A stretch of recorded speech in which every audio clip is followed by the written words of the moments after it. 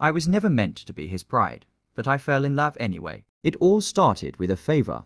My best friend, Zara, was supposed to be the one getting proposed to that night. Her family had arranged everything matching her up with the son of a wealthy Lagos businessman. But at the last minute, she panicked. She didn't want to get married. Not to someone she'd never met. Not to someone chosen for her. So she begged me to take her place. Just for an hour, she said. Sign the papers. Take the ring and leave. She promised it would be easy. That no one would ever know. And honestly, I needed the money. My mother was sick. The hospital bills were piling up. I couldn't say no. That night, I dressed like a queen. Wore her makeup, her clothes, even tried to mimic her walk. I stepped into a world I never belonged in, thinking I could slip right back out. But then he walked in, Kami. Tall, handsome, rich, everything you'd expect from a Lagos prince. He looked at me like I was already his, like I was meant to be there. He handed me a ring and said, "My father wanted duty, but when I saw your photo, I knew I'd fight for you. I should have stopped it then.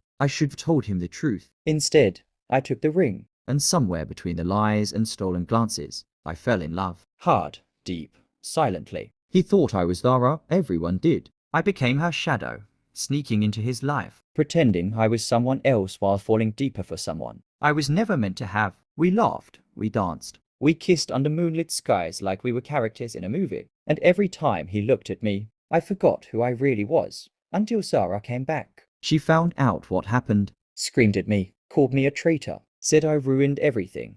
But how could I help it? How do you stop yourself from loving someone who makes you feel like you're flying, even if you're built on a lie? The wedding date was set before I could come clean. White dress, big venue, a future I didn't earn but desperately wanted. But secrets don't stay buried forever. On the day of the wedding, someone noticed. Someone remembered the real Zara. The truth exploded like a bomb. Kami looked at me like I'd shattered his heart into pieces.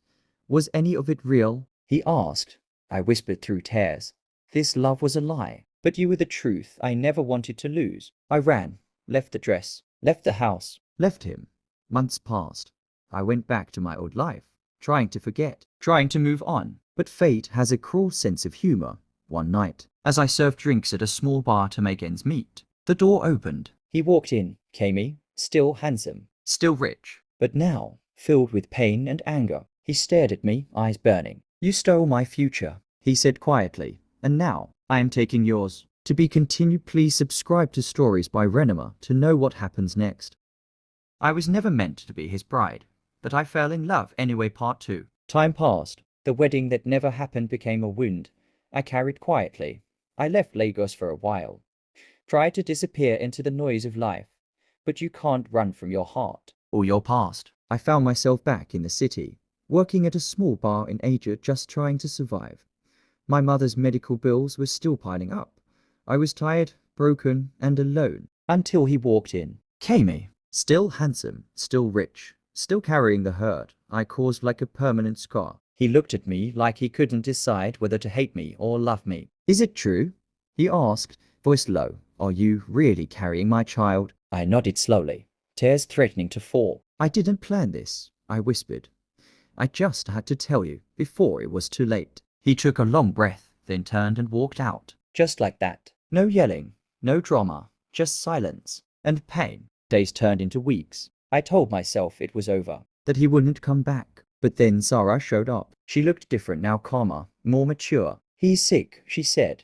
"He hasn't been eating. He won't talk to anyone. All he says is your name." My heart dropped. Without hesitation, I got into her car. When we reached the hospital, dread filled my chest.